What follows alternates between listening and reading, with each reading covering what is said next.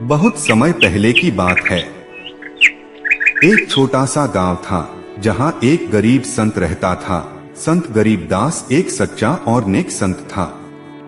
उसका तन झुलसा हुआ, वस्त्र फटे हुए और पेट हमेशा आधा भरा रहता था। संत गरीबदास भगवान भोलेनाथ का सच्चा भक्त था। हर सुबह वह पीपल के पेड़ के नीचे बैठकर शिवजी का ध्यान करता और यही कहता, हे भोलेनाथ, मेरे पास कुछ नहीं, पर मेरा मन, आत्मा और विश्वास सब तेरे चरणों में है। संत गरीबदास बहुत गरीब था, लेकिन वह भगवान भोलेनाथ का सच्चा भक्त था। गांव के लोग उसका मजाक उड़ाते थे और कहते थे, अरे ये तो पागल है, शिवजी क्या इसके लिए स्वर्ग से उतरेंगे?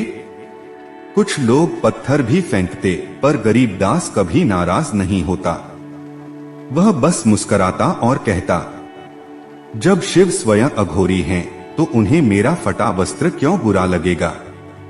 एक बार 7 दिन तक लगातार तेज वर्षा हुई। गांव में हाहाकार मच गया। गरीबदास एक गुफा में जाकर तप करने लगा। बिना अन्न, बिना जल, वो बस नमः शिवाय का जाप करता रहा।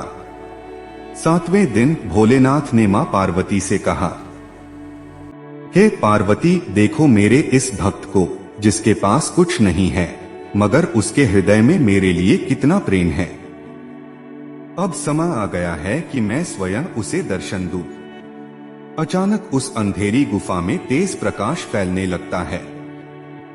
एक दिव्य गंध, डमरू की ध्वनि और त्रिशूल के स्पर्श से गुफा की चट्टानें चटकने लगती हैं। तभी अचानक भगवान भोलेनाथ प्रकट हुए। भस्म से लिपटा हुआ उनका शरीर, जटाओं में गंगा, तीसरा नेत्र खुला हुआ और चेहरे पर शांति। गरीबदास ने आंखें खोली और तुरंत शिव के चरणों में गिर गया। उसकी आंखों से आंसू बहने लगे। वह कांपते हुए बोला, हे भोलेनाथ, क्या मैं योग्य हूं आपके दर्शन का? भोलेनाथ मुस्कुराए और बोले, जो मुझे सच्चे मन से भजता है, वह सबसे बड़ा योगी है।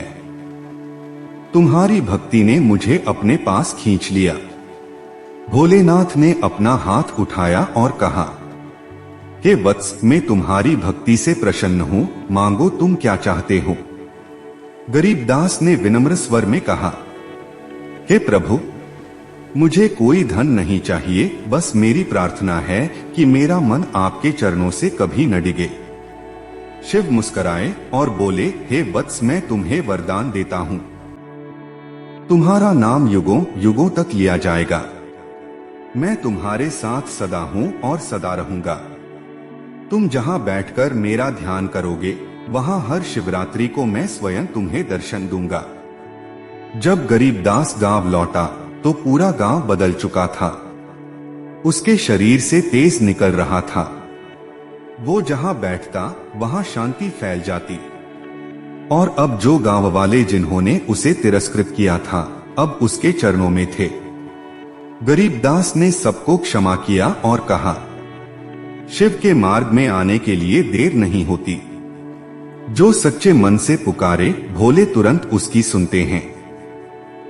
संत गरीबदास ने भगवान भोलेनाथ का एक छोटा सा मंदिर बनवाया और जीवन भर मंदिर की सेवा और भोलेनाथ की भक्ति में लग गया।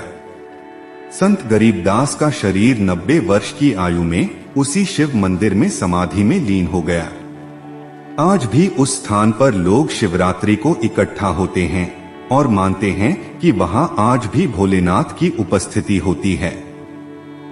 ये कहानी हमें सिखाती है, सच्ची भक्ति में दिखावा नहीं, समर्पण चाहिए। भगवान धन या रूप नहीं, बल्कि मन की सच्चाई देखते हैं। समाज चाहे तिरस्कार करे, ईश्वर सदा अपने भक्त के साथ होते हैं। मित्रों, आज की इस कहानी को हम यही समाप्त करते हैं। कहानी कैसी लगी कमेंट में जरूर बताना, वीडियो को लाइक कर देना और हाँ, चैनल सब्सक्राइब जरूर कर लेना।